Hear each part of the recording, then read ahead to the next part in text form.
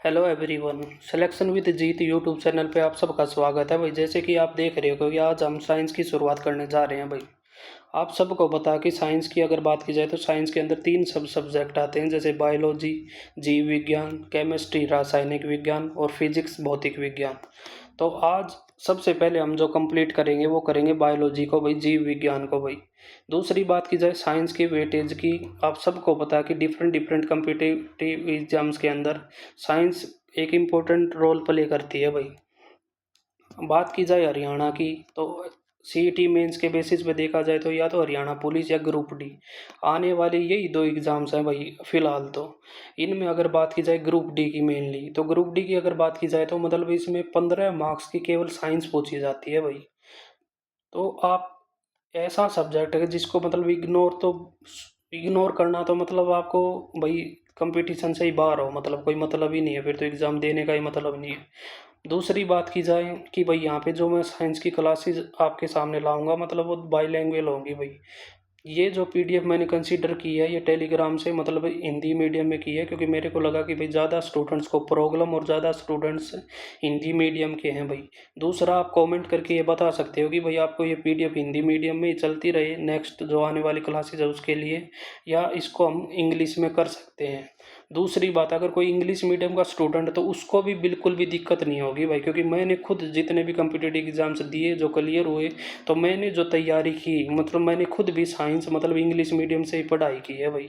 तो किसी भी लैंग्वेज से रिलेटेड, इन चीज़ों से रिलेटेड न तो कमेंट करने की ज़रूरत है और न क्योंकि आपको कोई प्रॉब्लम होगी ही नहीं। आप ये बता सकते हो कि भाई अगर आपको पीडीएफ इंग्लिश मीडियम में चाहिए तो इंग्लिश मीडियम में इसको हम कंसिडर कर लेंगे।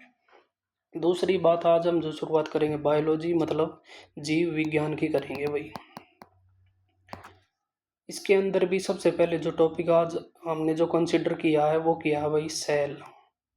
ये सेल कोई घड़ी वगैरह में जो डलता है वो नहीं है भाई, ये सेल का मतलब है कोशिका। व्हाट इज सेल, कोशिका क्या है? तो जब भी हम बात करें कोशिका की तो कोशिका हमारे जीवन का एक निर्माण खंड है भाई ये। जैसे कोई भी एक एग्जांपल से आप समझो, जैसे कोई भी एक बिल्डिंग है, ठीक है, तो कोई बिल्डिंग होगी तो उसमें क्या होगा भाई, बेसमेंट होगी, ठीक है, फिर first floor, second floor, third floor, fourth floor, fifth floor, sixth floor, ऐसे चलते जाएंगे भाई। ठीक है, तो ये मान लो एक पूरी की पूरी बिल्डिंग है, ठीक है, और एक हमारी बॉडी है, हमारा शरीर है, ठीक है, ये मान लो किसी भी इंसान का शरीर है, ठीक है। तो भाई जब भी हम बात करेंगे तो बिल्डिंग जो बनी वो किससे बनी, इसका निर्माण खंड अगर हम ढूंढने के लिए जाएंगे तो वो क्या हो सकता है? ठीक है, जैसे पूरी की पूरी बिल्डिंग है तो इसमें क्या है, बहुत सारे फ्लोर हैं, ठीक है, और कोई भी फ्लोर है तो उस पर क्या है, बहुत सारे रूम हैं, और रूम किस चीज़ से बने हैं, दीवार से, और दीवार किससे बनी है, ईंट से। ठीक है, जैसे ये पूरी की पूरी बिल्डिंग को अगर कोई पूछे तो ये किस चीज़ से बनी है भाई, ईंटों से, कंक्रीट से, इन चीज़ों से मिलके बनी है। तो वैसे ही हमारी बॉडी है, ये भी डिफरेंट डिफरेंट इसके पार्ट्स हैं उनसे मिलके बनी है। हमारा जो शरीर है different different organ, tissue, cell से मिलके बना है, ठीक है।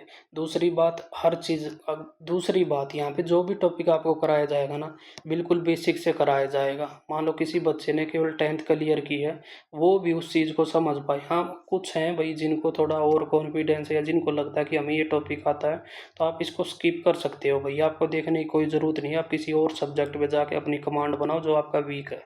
दूसरी बात, हम बात कर रहे थे कि सेल क्या है, मतलब कोशिका क्या है, व्हाट इज सेल। तो जैसे ये पूरी बिल्डिंग है, ये डिफरेंट डिफरेंट मतलब इसके भिन्न निर्माण खंडों से बनी है, वैसे ही हमारी बॉडी भी डिफरेंट डिफरेंट पार्ट्स है। तो वैसे ही इसके अंदर, शरीर के अंदर मतलब सेल जो कोशिका है वो क्या है, एक जीवन का निर्माण खंड है। जैसे यहाँ पे हम कंसीडर कर लें ब्रिक्स को, ईंट को, ठीक है, और यहाँ पे हम कंसीडर कर लें सेल को। तो ब्रिक्स से मिलके बहुत सारी ब्रिक्स जब मिल जाएंगी तो वो क्या बना देगी, दीवार बना देगी। और बहुत सारी ब्रिक्स मिलके उसने क्या बना दी, दीवार बना दी, मतलब एक रूम बना दिया, ठीक है, तो ये आ गया रूम। वैसे ही बहुत सारी सेल्स जब मिल जाती हैं, मान लो ये कोई भी एक सेल है, आपको नहीं पता इसके अंदर क्या है क्या नहीं है, वो सारी चीज़ें हम कंसीडर वो डील करेंगे जैसे जैसे आगे बढ़ते जाएंगे। लेकिन आप मानो, मेरे कहने से मान लो कि ये एक सेल है, तो ऐसे ऐसे बहुत सारी सेल जब आपस में मिल जाती है ना, तो वो क्या बना देती हैं, एक टिश्यू बना देती हैं। तो ग्रुप ऑफ सेल से क्या बन जाएगा, टिश्यू बन जाएगा भाई। और ग्रुप ऑफ टिश्यू फिर क्या बना देंगे, जैसे ये टिश्यू बन गया, ये ग्रुप ऑफ टिश्यू ऐसे बनता जाएगा, इधर एक टिश्यू हो गया, फिर इधर टिश्यू बन जाएगा, तो ग्रुप ऑफ टिश्यू क्या बना देगा, एक ऑर्गन बना देगा भाई। जैसे यहाँ पे ईंट थी, ईंटों ने मिलके क्या बना दी, दीवार, मतलब रूम बना दिया। ठीक है। और रूम ने मिल के क्या बना दिया, जैसे यहाँ पे बहुत सारे रूम हैं, तो उसने क्या बना दिया, एक फ्लोर बना दिया। और बहुत सारे फ्लोर ने मिल के क्या बना दी, पूरी की पूरी बिल्डिंग बना दी। तो बहुत सारे ऑर्गन हैं, जैसे यहाँ पे बहुत सारी कोशिकाएं थी, कोशिका ने मिल के ऊतक बना दिया। ठीक है, टिश्यू। और टिश्यू ऊतक ने मिल के क्या बना दिया, अंग बना दिया। और अंग ने मिल के क्या बना दिया, हमारी बॉडी, मतलब पूरा का पूरा मानव शरीर बना दिया। ठीक है। तो समझ में आई कि सेल, जब कोई पूछे कि व्हाट इज सेल, कोशिका क्या है, तो वो ये एक प्रकार से हमारे शरीर का, हमारे जीवन का, शरीर का निर्माण खंड है। जीवन का निर्माण खंड सेल। दूसरी बात की जाए, सेल जो है इसको हम क्या बोल सकते हैं, structural and functional unit of life, यानी कि हमारे जीवन की सेम ही बात है। जैसे जीवन का निर्माण खंड है, जीवन की संरचनात्मक या कार्यात्मक इकाई है। ठीक है। दूसरी बात की जाए, cell, what is cell, English वालों के लिए अगर बात की जाए तो structural and functional unit of life हो गई। ठीक है, फंडामेंटल यूनिट ऑफ लाइफ हो गई। दूसरी बात की जाए कि भाई इसकी डिस्कवरी किसने की, तो जब डिस्कवरी की बात आती है कि वो, भाई हाँ, एक बार ये देख लो, जैसे कोई भी एक सेल है भाई, उसके भी क्या होंगे, जैसे एक सेल होगी तो उसके भी क्या होंगे, डिफरेंट डिफरेंट पार्ट्स होंगे। ठीक है, जिनके साथ हम जैसे जैसे आगे बढ़ते जाएंगे इस टॉपिक के अंदर, इस चैप्टर के अंदर, तो हम आगे सीखेंगे हर चीज़ की, भाई उसकी सेल है तो उसकी सेल वॉल क्या है, सेल मेम्ब्रेन, प्लाज्मा मेम्ब्रेन क्या है। ठीक है, साइटोप्लाज्म क्या है, सेल ऑर्गेनेली क्या है, न्यूक्लियस क्या है, ये सारी चीज़ें आएंगी। हिंदी मीडियम और इंग्लिश मीडियम दोनों चीज़ें बेसिक से पढ़ेंगे, तो कोई ऐसी कोई प्रॉब्लम नहीं है अभी आपको होनी चाहिए। दूसरी अगली जो बात की जाती है सेल किसी भी कोशिका की, तो भाई वो सबसे पहले, भाई ठीक है, हमें पता चल गया कि ये कोशिका है, तो इसकी खोज किसने की थी वो बात आती है। तो सबसे पहले सेल कोशिका की जो खोज की थी, वो की थी रॉबर्ट ओक ने। रॉबर्ट ओक नाम के एक साइंटिस्ट थे। दूसरी चीज़ें देखो, जब हम कोई भी टॉपिक करेंगे ना, जो हमें मोस्ट इंपॉर्टेंट चीज़ें लगेगी वो मैं आपको बताता जाऊंगा, तो वो आपको बिल्कुल 100%, वो कम से कम, वो तो आपको ध्यान रखनी ही है। दूसरी बात जैसे मैंने अब बताई कि भाई सेल की जो डिस्कवरी की थी, खोज की थी, सबसे पहले रॉबर्ट हुक ने की थी। तो आपको ये बात बिल्कुल पता होनी चाहिए भाई। ठीक है, इस ईयर से कोई मतलब नहीं है, ये इतना ज़्यादा इम्पोर्टेंट नहीं है, क्योंकि कम्पिटिटिव एग्जाम के अंदर कोई भी क्वेश्चन आएगा तो हमेशा बेसिक चीज़ें कम से कम आपको इतना पता होना चाहिए। अगर याद रह जाए तो अच्छी बात है, वरना कोई ज़रूरत भी नहीं है, कम से कम आपको ये पता होना चाहिए। ठीक है, तो पहली बार जो खोज की थी, सबसे पहले जो कोशिका की जो खोज की थी वो रॉबर्ट हुक ने की थी। और रॉबर्ट हुक ने खोज कैसे की, ठीक है, बात वो भी तो कहाँ से की, मतलब उसने, तो उसकी जो पेड़ की बार्क होती है, छाल होती है जो ट्री की, पेड़ की छाल से उसने प्राप्त की थी। कोर्क बोलते हैं जिसको, जो छाल होती है ना, जैसे आप नीम वगैरह के कोई पेड़ देखोगे, ठीक है, उसकी जो रूट से ऊपर, मतलब स्टेम जो जाती है ऐसे, तो उस पे देखोगे हार्ड सरफेस, मतलब एक होती है जिसको हम बोलते हैं छाल, बार्क। ठीक है, तो बार्क ऑफ ट्री से उसको, मतलब सेल, बार्क ऑफ ट्री में कि उसको सेल कोशिकाएं देखने को मिली थी, रॉबर्ट हुक। मतलब बस ये नाम, यहाँ पे जो इम्पोर्टेंट बात है आपको ये ध्यान रखना है कि भाई डिस्कवरी ऑफ सेल, सबसे पहले कोशिका की खोज किसने की थी, तो रॉबर्ट हुक ने की थी, बस बात खत्म। अगली जो बात की जाए, साइटोलॉजी। देखो ये एक टर्म है जिसको डिफाइन कर रखा है कि भाई साइटोलॉजी होती क्या है। साइट, जब भी हम बात करते हैं लॉजी, लॉजी का मतलब होता है भाई स्टडी, किसी भी चीज़ का अध्ययन करना। ठीक है। दूसरी बात की जाए साइटो, इसके लॉजी है, अध्ययन हो गया, ठीक है, इसके साथ एक और चीज भी तो है प्लस में, साइटो। साइटो का मतलब होता है भाई नॉर्मल सेल, कोशिका। ठीक है, तो ये हमें पता चल गया भाई अध्ययन है किस चीज का, सेल का, मतलब कोशिका के अध्ययन को ही हम क्या बोल देते हैं, साइटोलॉजी बोल देते हैं। दूसरा, जैसे आपने भाई अलग अलग टर्म्स आएंगी। दूसरी चीज़ें मैं जो भी एक्स्ट्रा चीज़ें बताऊंगा ना, या कोई भी टर्म्स बताऊंगा, तो वो इम्पोर्टेंट है भाई। और इम्पोर्टेंट आप ऐसे समझ सकते हो कि वो किसी ना किसी कम्पिटिटिव एग्जाम्स में किसी ना किसी ईयर पूछी गई हैं। ठीक है, कोई भी चीज़ ऐसे एक्स्ट्रा आपको नहीं बताऊंगा। जैसे मैं बात करूं कार्डियोलॉजी, ठीक है, तो लॉजी का पता चल गया कि भी लॉजी का मतलब होता है स्टडी, अध्ययन करना किसी भी चीज़ का। कार्डियो का मतलब होता है हार्ट, दिल, जो हमारा ऑर्गन होता है। तो हार्ट मतलब दिल की स्टडी करना ही क्या कहलाएगा, कार्डियोलॉजी कहलाएगा। और बात कर ली जाए, ठीक है, जैसे कोई भी किसी भी टर्म के साथ अगर बात की जाए, मतलब लॉजी अगर है तो लॉजी का मतलब होता है स्टडी, किसी भी चीज़ की स्टडी करना। ठीक है, हाँ, ऐसे ऐसे डिफरेंट कोई भी टर्म्स हो सकती हैं जिसके जैसे जैसे मतलब अलग अलग टॉपिक होंगे चैप्टर में अपने आप आ जाएंगी। तो आपको मतलब एक तरह पे सारे चार्ट के हिसाब से आपको करा दिया जाएगा, कोई दिक्कत नहीं है। अगली बात की जाए, मतलब जो कोशिका है, जो सेल है, ठीक है, सेल है, कोशिका है, ये एक लेटिन शब्द है भाई। लेटिन जो लैंग्वेज है वहाँ का वर्ड है ये, जिसका मतलब होता है स्मॉल रूम, जिसका मतलब होता है छोटा कमरा। तो कोशिका का मतलब क्या हो गया लेटिन शब्द के अंदर अगर देखा जाए तो छोटा कमरा। दूसरी बात ये कह रहा है कि भाई कोशिका, ठीक है भाई, सबसे पहले जो कोशिका थी मतलब उसकी जो खोज की थी वो रॉबर्ट हुक ने करती थी, ये बात तो हमें पता चल गया। लेकिन जो रॉबर्ट हुक ने जो खोज की थी ना, जिस सेल की थी, वो तो एक डेड सेल थी, मृत कोशिका थी। देखो, उसने जो, क्योंकि ट्री की बार्क में थी, ठीक है, छाल में जो सेल होगी तो वो तो नॉन लिविंग ही होगी ना। तो वो नॉन लिविंग थी, मतलब निर्जीव थी, मतलब मृत थी, डेड थी। तो ये इसमें और है कि भाई कोशिका की खोज आगे दे रखी है कि और किस किस साइंटिस्ट का रोल रहा है। तो अगला जो जिस साइंटिस्ट का नाम आता है वो आता है एंटन लीवनहुक।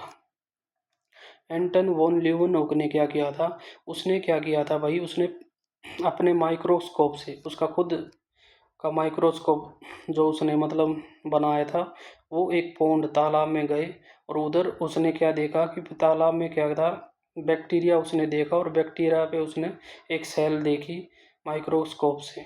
तो ये बोलते हैं कि भाई पानी के अंदर मतलब एंटन वन ल्यूवेक ने क्या कर दी थी, एक लिविंग सेल, क्योंकि बैक्टीरिया था वो तो लिविंग था ना। ठीक है, तो लिविंग सेल की जो डिस्कवरी सबसे पहले जो की थी वो एंटन वन ल्यूवेक ने की थी। दूसरी चीज़ यहाँ पे वैसे साइंटिस्ट का नाम आ गया बीच में, Robert brown. Robert brown Robert brown ने क्या किया था भाई, जैसे हम आगे अब सेल जो है कोशिका को जब हम डिटेल में पढ़ेंगे, तो कोशिका की जो स्ट्रक्चर को जब हम डिटेल में पढ़ेंगे, तो इसके अंदर क्या होता है, सेंटर में एक इसकी सेल ऑर्गेनिल मतलब इसके कोशिका का एक हिस्सा होता है जिसको हम बोलते हैं न्यूक्लियस।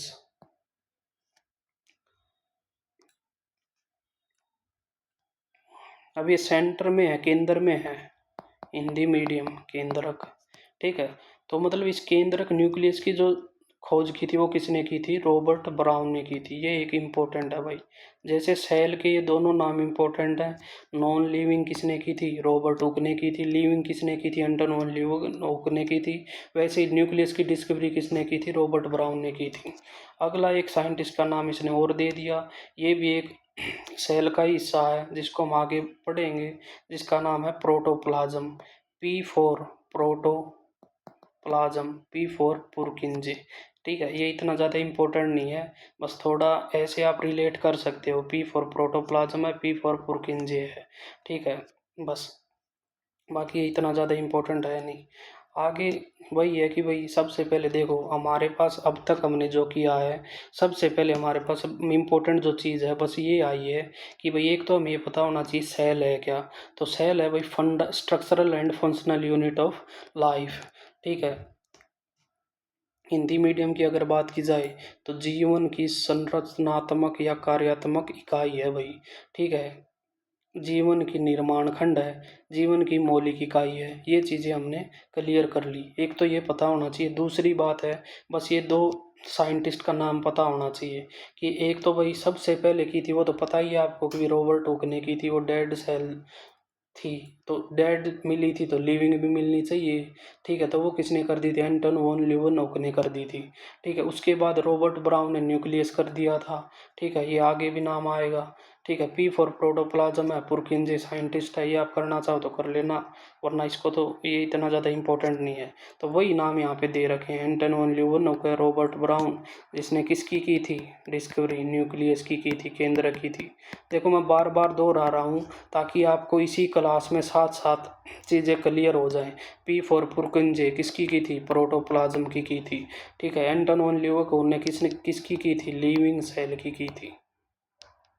ठीक है। आगे अगर बात की जाए कोशिका सिद्धांत, मतलब आगे जो बात हो रही है वो हो रही है भाई सेल थ्योरी। मतलब अब हमने ये तो पता लगा लिया कि भाई सेल होती क्या है, कोशिका होती क्या है, लेकिन इसके लिए एक थ्योरी आई गई थी कि भाई थ्योरी जो देने वाले थे उनका नाम था साइंटिस्ट का स्कोल्डियन एंड सोन। स्कोल्डियन और सोन ने क्या दी थी, एक सेल थ्योरी दी थी। उनके अनुसार क्या था कि भाई जितने भी पौधे हैं या जितने भी पशु हैं, मतलब all plants and animals are made up of cells. कि भाई नॉर्मल सी बात है, ये चीज़ें तो हमने सीख ही ली ना भाई।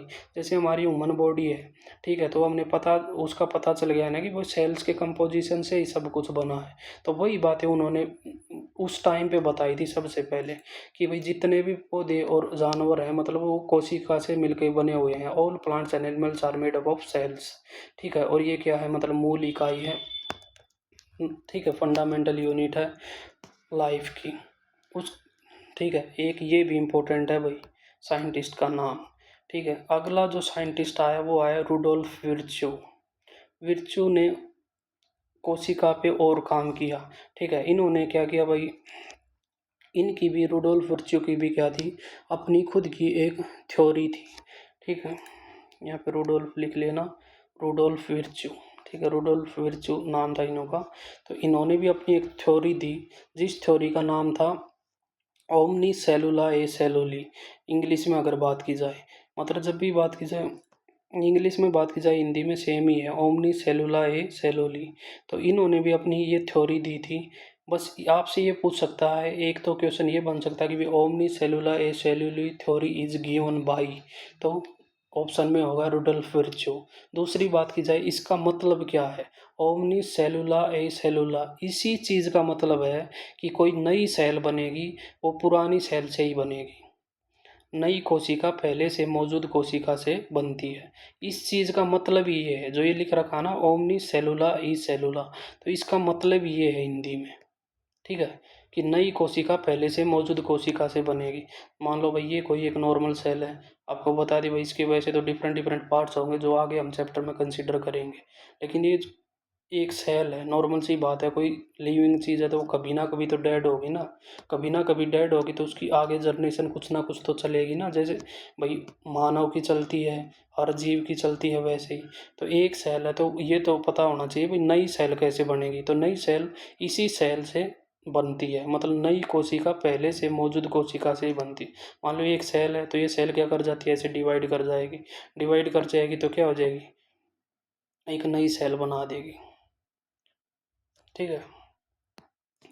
जो सेल सेल डिवीज़न होगा, मतलब से ये हमें एक टॉपिक आएगा इसी चैप्टर में आगे, वहाँ पे कंसिडर करेंगे कि कैसे सेल डिवाइड करके एक नई सेल बना देती है। लेकिन यहाँ पे हमें जो बात ध्यान रखनी है, omnis cellula e cellula theory is given by Rudolf Virchow, और ओमनी सेलुला ई सेलुला मीन्स केवल इतना लिख देगा आपके कि भाई इसका मतलब क्या है। तो इसका मतलब है कि नई कोशिका पहले से मौजूद कोशिका से बनती है, मतलब new cells are formed from the pre existing cells. ये आपको ध्यान रखना है भाई। इंग्लिश मीडियम से हिंदी मीडियम में बार बार बोल रहा हूँ कि किसी स्टूडेंट को कोई भी दिक्कत नहीं आने वाली है भाई। ठीक है। तो हमने सेल थ्योरी के बारे में पता कर लिया।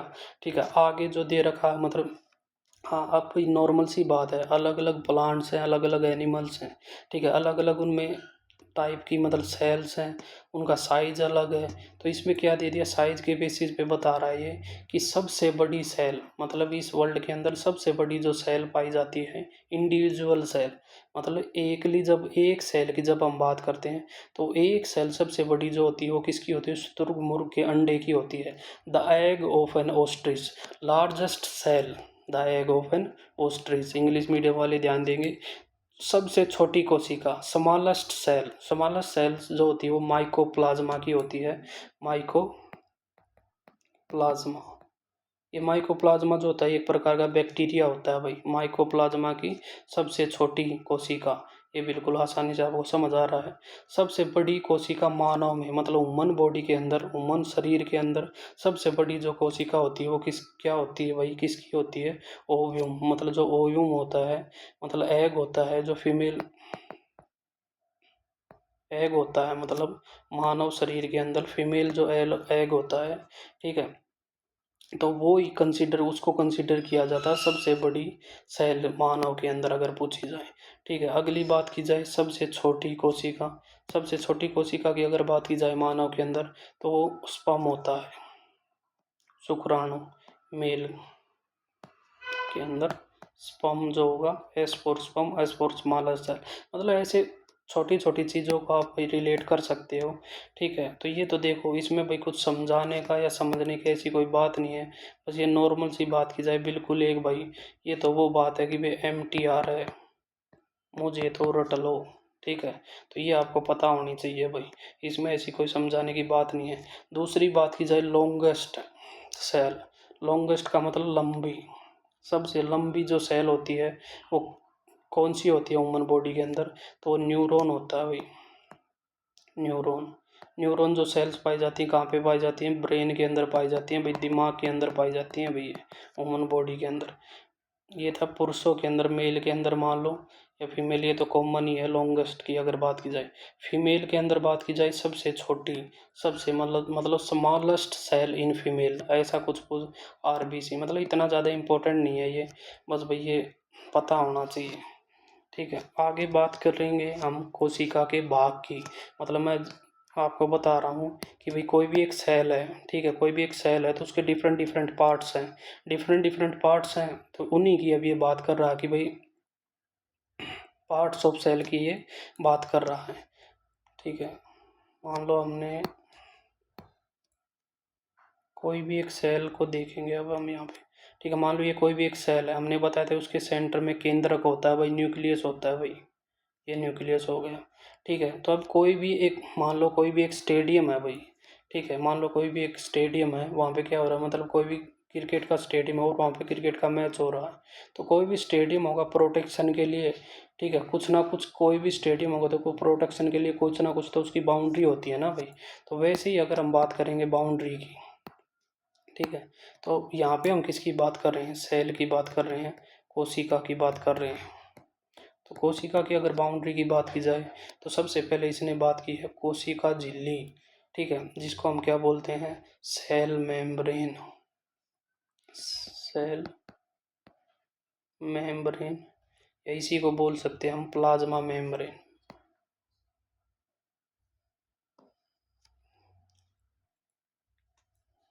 ठीक है, अब ये सेल है तो इसमें सेल में देखो डिफरेंट डिफरेंट जो ऑर्गन है वो हम डिटेल में तो बाद में पढ़ेंगे, लेकिन अगर अब बात की जाए, एक बार आप देखो, ध्यान दो थोड़ा कि ये सेल है, ठीक है, तो इसको तो हम बोलेंगे न्यूक्लियस, केंद्रक। ठीक है, ये जो सारा का सारा हिस्सा होता है ना, और ये हमारी आगे मान लो, एक बार इसको आप सेल मेम्ब्रेन ही मानो। ठीक है, ये है सेल मेम्ब्रेन, कोशिका झिल्ली। तो कोशिका झिल्ली और केंद्रक के बीच में हमारे पास क्या आ गया? साइटोप्लाज्म आ गया, ये। लेकिन यहाँ पे हम सबसे पहले जो भाग में कोशिका के भाग की बात कर रहे हैं, वो हम बात कर रहे हैं भाई सेल मेम्ब्रेन की। ठीक है, जैसे ये सेल मेम्ब्रेन की स्ट्रक्चर दे रखी है, तो ये कोई बोर्ड का एग्जाम तो देना नहीं, तो ये तो ठीक है भाई, आप एक बार देख सकते हो, समझ सकते हो। ठीक है, जब भी हम सेल मेम्ब्रेन की बात करेंगे, तो सेल जो मेम्ब्रेन होती है, मतलब जो कोशिका की झिल्ली होती है, इसको क्या बोला जाता है? ये एक प्रकार से सेल के लिए सुरक्षा गार्ड का काम करती है, बॉडी गार्ड का काम करती है भाई। इंपॉर्टेंट है आपके लिए कि ठीक है, सीधा डायरेक्ट क्वेश्चन आएगा आपके सामने कि बॉडी गार्ड ऑफ सेल, फिर ऑप्शन में दे देगा सेल मेम्ब्रेन, सेल वॉल, ठीक है, कोशिका की झिल्ली, कोशिका की भीत। ठीक है, मतलब ऐसे कुछ भी ऑप्शन आपके सामने दे देगा, तो ये आपको कंसिडर करना पड़ेगा भाई, इम्पोर्टेंट है कि bodyguard of cell is, तो वो होगी सेल मेम्ब्रेन। ठीक है, दूसरी बात ये कह रहा कि भाई वो थिन होती है, इलास्टिक होती है, फ्लेक्सिबल होती है। थिन मतलब पतला, ठीक है, इलास्टिक मतलब लचीली, कोई भी चीज़ लचीली होती है, ठीक है, और फ्लेक्सिबल होती है, मतलब लोचदार होती है। ठीक है, दूसरी बात ये क्या है, ये तो हमें दिख ही रहा कि भाई आउटर मोस्ट कवरिंग है, मतलब सबसे बाहरी परत है सेल के ऊपर। ठीक है, तो सबसे बाहरी आवरण है, ये दिया गया बॉडी गार्ड। ठीक है, दूसरी ये जितनी भी सेल के अंदर जितने भी कंपोनेंट्स होंगे, ठीक है, जब भी हम किसी सेल को देखते हैं तो उसके हम पहले ही बताया कि भी सेल के डिफरेंट डिफरेंट पार्ट्स होते हैं, उसके अंदर डिफरेंट डिफरेंट कंपोनेंट्स होते हैं। ठीक है, तो उसकी सेल की सामग्री को धारण करती है, मतलब ये उसको एक प्रकार से कवर करके रखती है या निश्चित आकार प्रदान करती है। दूसरे से सही बात है भाई कि कोई एक स्टेडियम उसकी बाउंड्री बनेगी तभी तो ये पता चलेगा ना कि भाई उसका साइज कितना है स्टेडियम का। ठीक है, तो वही बात है, सेल मेम्ब्रेन जब बनेगी तो यही तो क्या कर रही है, उसको एक निश्चित आकार दे रही है, शेप दे रही है भाई। यह कुछ पदार्थों के संचलन को सुगम बनाता है क्योंकि यह चयनात्मक रूप से पारगम्य झिल्ली है। ये कह रहा है कि भाई जो ये सेल मेम्ब्रेन है ना, कोशिका की जो झिल्ली है, ये क्या है, सेमी परमिएबल है। सेमी परमिएबल का मतलब होता है कि भाई कुछ सब्सटेंस को, मतलब कुछ पार्टिकल्स को, कुछ चीज़ों को ये अंदर क्रॉस करने देता है और कुछ को नहीं करने देता, मतलब सेमी परमेएबल है। ठीक है, दूसरी बात की जाए जो ये सेल मेम्ब्रेन, जो कोशिका झिल्ली की हम बात कर रहे हैं, ये किस चीज़ से बनी हुई है, तो ये बनी हुई है भाई प्रोटीन, प्रोटीन प्लस लिपिड। ठीक है, अब यहाँ पे आपको देखो थोड़ी सी एक्स्ट्रा चीज़ जो इम्पोर्टेंट है, आप एक बात ध्यान रखना, जो भी आपको एक्स्ट्रा चीज़ें बताई जाएंगी वो इम्पोर्टेंट होंगी तभी बताई जाएंगी। ठीक है, जैसे हम क्या, जैसे ह्यूमन बॉडी है, मानव का शरीर है भाई, मानव का शरीर है ना, कोई भी फूड खाना खाता है, ठीक है, तो उसमें उसको तीन प्रकार के सोर्स मिलते हैं। एक होता है भाई कार्बोहाइड्रेट, और एक होता है प्रोटीन, और एक होता है भाई फैट। कार्बोहाइड्रेट की जब भी हम बात करते हैं, carbon plus hydrogen plus oxygen, इन तीनों से मिलके बन जाता है कार्बोहाइड्रेट।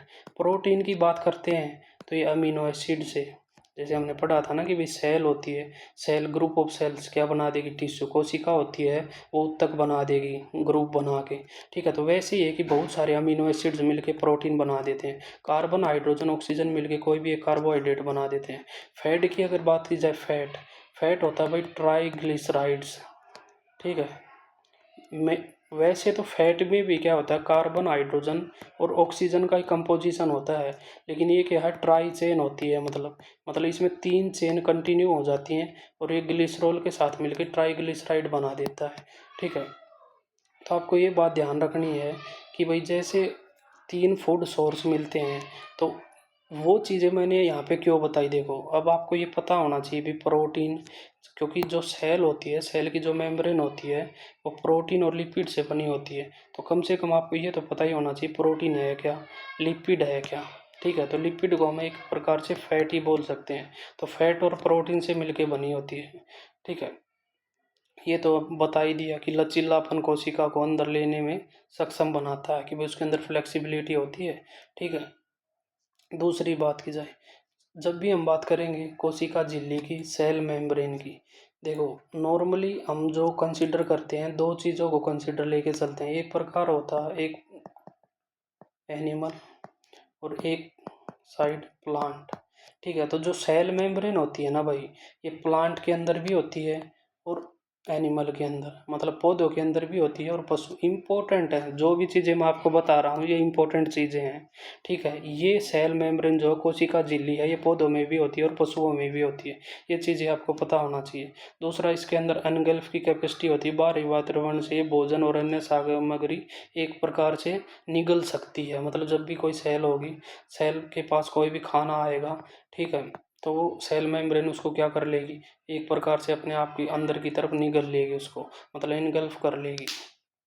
ठीक है, तो ये बात थी। आगे जो बात कर रहा है ये कोशिका झिल्ली से परिवहन, कि भाई ये जो बात बताई है ना कि भाई कोई भी एक सेल होगी, तो सेल होगी तो उसकी कोई भी एक कोशिका होगी, कोशिका की झिल्ली होगी, कोशिका झिल्ली मतलब अपने खाने को अंदर की तरफ कैसे लेती है, तो उसी की बात कर रहा है ये कि कोशिका झिल्ली में परिवहन, मतलब मूवमेंट एक्रॉस सेल मेम्ब्रेन। भाई इंग्लिश मीडियम वाले ध्यान दो, मूवमेंट एक्रॉस सेल मेम्ब्रेन समझ जाओगे आप लोग।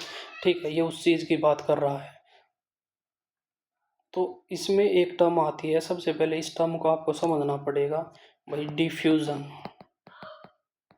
ठीक है, जब भी हम डिफ्यूजन की बात करते हैं तो डिफ्यूजन का मतलब क्या होता है?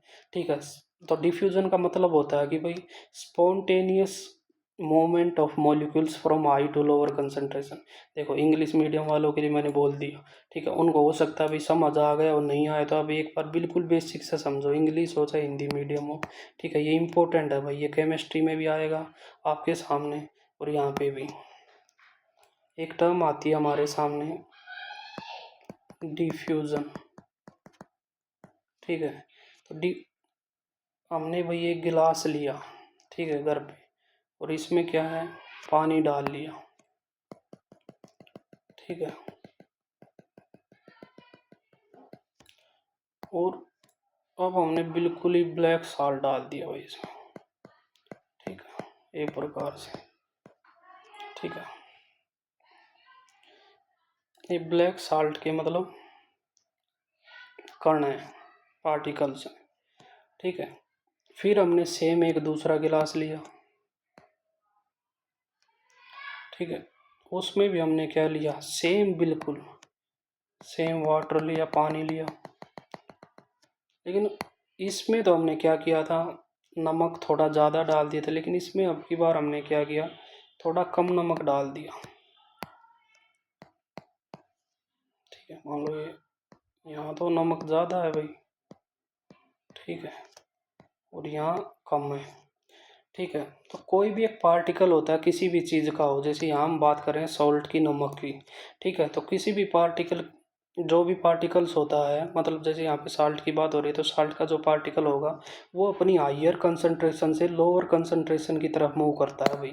नॉर्मल सी बात है, यहाँ पे भाई नमक ज़्यादा है, यहाँ पे नमक कम है।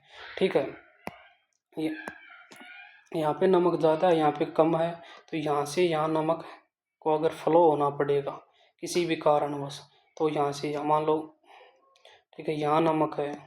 ठीक है, और फिर हमने ये सेम बीकर इसके सामने ले जाके शिफ्ट कर दिया, ये वाला। ठीक है, तो अब नमक है यहाँ पे ज़्यादा। ठीक है, और यहाँ पे नमक पहले ही कम है, मतलब इस बीकर के अंदर अगर कंसीडर किया जाए ये बीकर वहाँ पे, तो यहाँ पे तो केवल इतना ही नमक है।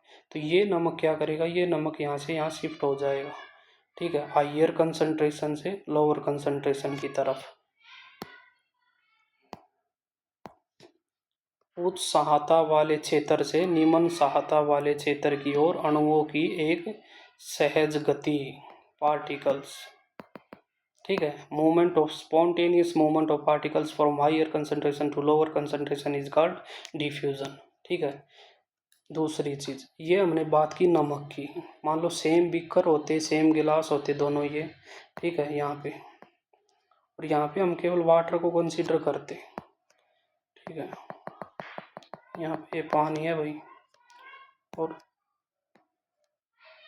इसके अंदर अब की बार क्या है, पानी बिल्कुल यही लेवल है भाई पानी का। ठीक है, यहाँ पे पानी ज़्यादा है और यहाँ पे पानी कम है। ठीक है, तो इन यहाँ पे जब देखा जाएगा स्पॉन्टेनियस मूवमेंट, क्योंकि अब यहाँ पे मूवमेंट किस चीज़ की हो सकती है, केवल पानी की हो सकती है, क्योंकि है ही पानी।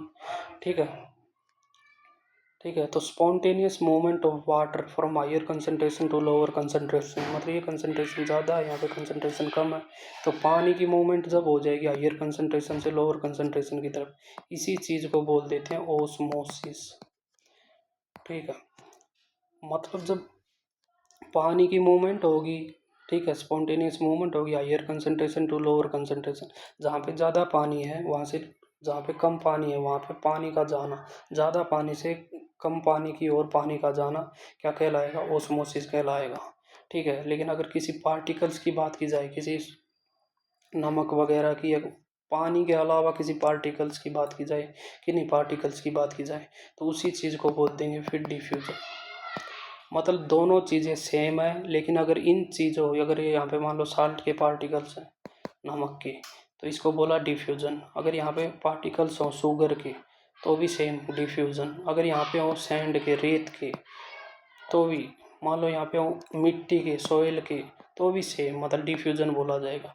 लेकिन इन सब के अलावा किसी कुछ भी हो, अगर केवल पानी के पार्टिकल्स का मूवमेंट होगा ना तो उसको हम बोलेंगे ओस्मोसिस। यानी कि जो ओस्मोसिस टर्म है ये केवल फ्लो ऑफ वाटर के लिए है, केवल पानी के फ्लो के लिए हम एक स्पेशल टर्म यूज करते हैं जिसको हम बोलते हैं ओस्मोसिस। समझ आया?